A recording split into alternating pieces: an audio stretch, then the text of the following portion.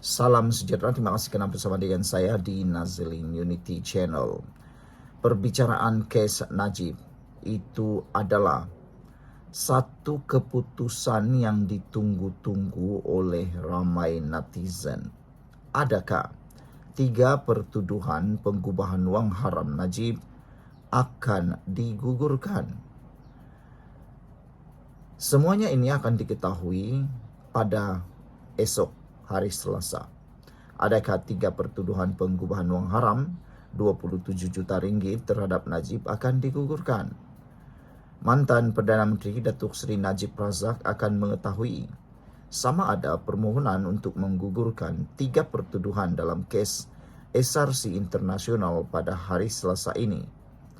Ini berikutan representasi yang dihantar kepada Jabatan Peguam Negara terhadap tuduhan pengubahan wang haram membabitkan 27 juta ringgit dan SRC Internasional Sendirian Berhad. Sebelum kita teruskan ulasan kali ini, jangan lupa saya pada masalah kencing manis, gout dan tinggi darah, tekan butang produk yang ada dalam video ini. Beli cepat produk ini kerana terbukti telah membantu ramai orang sihat. Lebih baik daripada itu, harganya murah dan ianya juga terhad. Cepat beli, halal, lulus KKM dan juga sudah ramai yang memberikan testimoni yang sangat baik. Ada yang berumur 60-an, ada yang berumur 50-an, ada yang berumur 40-an menggunakan produk ini. Testimoni mereka menyatakan bahawa mereka lebih sehat selepas menggunakan produk-produk ini. Dan ya, saya kongsikan kepada anda supaya anda mempunyai pilihan yang cepat selain daripada anda mengamalkan gaya hidup yang sehat.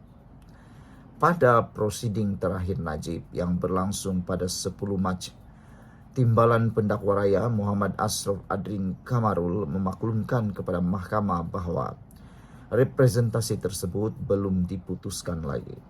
Pada 3 Februari 2019, Najib, 71 tahun, mengaku tidak bersalah atas 3 pertuduhan menerima wang berjumlah 27 juta ringgit hasil kegiatan haram menerusi 3 akaun bank and private banking miliknya di Islamic Bank Berhad Bangunan M Bank Group, Jalan Raja Chulan pada 8 Julai 2014. Pertuduhan mengikut Seksyen 4/1/E Akta Pencegahan Pengubahan Wang Haram dan Pencegahan Pembiayaan Keganasan 2001 yang membawa hukuman maksimum penjara 5 tahun atau denda 5 juta ringgit atau kedua-duanya jika sabit kesalahan. Najib kini menjalani hukuman penjara di Penjara Kajang sejak 23 Ogos tahun 2022 selepas disabitkan kesalahan menyeleweng dana RM42 juta milik SRC Internasional. Mahkamah Tinggi sebelum itu menjatuhkan hukuman penjara 12 tahun dan denda 210 juta dan keputusan itu dikekalkan oleh Mahkamah Rayuan dan Persekutuan selepas menolak rayuan Najib. Najib memfailkan petisyen bagi mendapatkan pengampunan diraja pada 2 September 2022 dan lembaga pengampunan kemudiannya mengurangkan hukuman penjara daripada 12 tahun kepada 6 tahun manakala denda dikurangkan daripada 210 juta kepada 50 juta. Mahkamah Tinggi pada minggu ini juga akan meneruskan dengan mendengar perbicaraan kes penyelewengan dana 1MDB berjumlah 2.3 bilion yang dihadapi Najib. Sekian dulu untuk kali ini. Jangan lupa tinggalkan komen anda. Salam sejahtera, terima kasih kerana bersama dengan saya di Nazilin Unity Channel. Yang panas sekali dalam politik Malaysia sekarang ini ialah adakah kemungkinan MCA akan bubar dan sertai DAP? Ini jawapan daripada Anthony Loke, Setiausaha Parti Politik DAP. Anthony Loke kata tiada kemungkinan MCA sertai DAP. Itulah jawapan kepada spekulasi yang sedang bertiup kencang sekarang. Lagi pula, apakah kepentingannya MCA menyertai DAP? Tidak ada apa-apa kepentingan. Bahkan dapat diketahui MCA jauh lebih lemah berbanding DAP. DAP ialah peneraju kepada parti pelbagai kaum yang ada di Malaysia, berbanding dengan MCA yang kini dilihat semakin hari semakin malap dan sedang berjuang untuk mencari kedudukan semula. Sebelum kita teruskan ulasan kali ini, jangan lupa siapa ada masalah kencing manis, gout dan tinggi darah, sila tekan butang produk yang ada dalam video ini. Produk yang saya kongsikan itu adalah produk halal, lulus JKKM dan telah pun menunjukkan berkesan kepada ramai orang. Ramai sudah yang membeli dan menerima testimoni yang sangat baik. Bagi anda yang ada masalah kencing manis dan gout dan tinggi darah, jangan lupa beli segera selagi stoknya masih ada karena sangat murah, dijamin berkesan. Tiada kemungkinan MCA serta DAP, kata Loh. Setiausaha di Agung DAP, Anthony Loh, hari ini menafikan sebarang kemungkinan parti itu akan bergabung atau menerima MCA menjadi sebahagian daripadanya. Menurut Anthony Loh, apa yang dinyatakan oleh ahli Parlimen Kampar, Chong Zimen, sebelum ini adalah hanyalah pandangan peribadinya, bukan pendirian rasmi parti. Itu hanyalah pandangan peribadi ahli parlimen terbabi, bukan pendirian parti. Malah perkara itu tidak pernah dibincangkan, kata Anthony Loh lagi.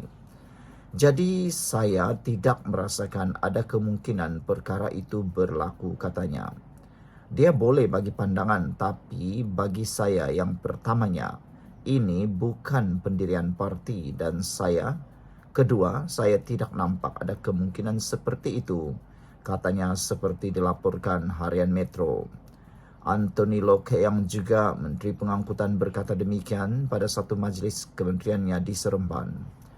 Semalam, Chong mencadangkan agar MCA dibubarkan dan diserap ke dalam DAP ketika perbalahan antara UMNO dan Bersatu sedang memuncak.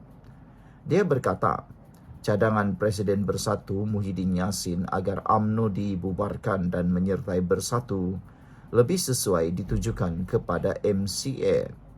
Menurut Chong, kemenangan 2 kerusi Parlimen MCA pada pilihan raya lalu hanya berlaku atas sokongan UMNO, maka parti itu tidak lagi mewakili suara masyarakat Cina. Chong turut mencadangkan agar MCA menyerahkan semula 2 kerusi itu kepada UMNO dan seterusnya menyertai DAP.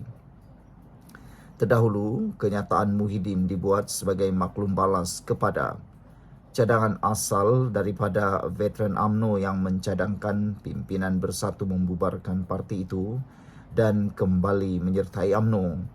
Sebelum ini, Timbalan Presiden Bersatu Hamzah Zainuddin menyatakan kesediaan partinya untuk bekerjasama dengan UMNO atas dasar berkongsi ideologi yang sama. Namun demikian, ramai pengulas politik dan pengikut politik juga para penyokong UMNO Barisan Nasional tidak setuju sama sekali dengan cadangan dan kehendak Timbalan Presiden Bersatu Hamzah Zainuddin menyatakan kesediaan partinya untuk bekerjasama dengan UMNO atas dasar berkongsi ideologi yang sama atau serupa. Kata mereka, biarkan Bersatu terus bergelut, jangan selamatkan mereka, kata pengulas politik juga para penyokong UMNO BN. Kata mereka ataupun Bersatu sudah hianat terhadap UMNO, kenapa nak selamatkan mereka lagi? Sebenarnya Timbalan Presiden Bersatu menyatakan kesediaan partinya bekerjasama dengan UMNO bukan sekadar kerana dasar berkongsi ideologi yang sama atau serupa, tetapi lebih kepada mahu menyelamatkan parti Bersatu semata-mata. Sekian dulu untuk kali ini. Jangan lupa tinggalkan komen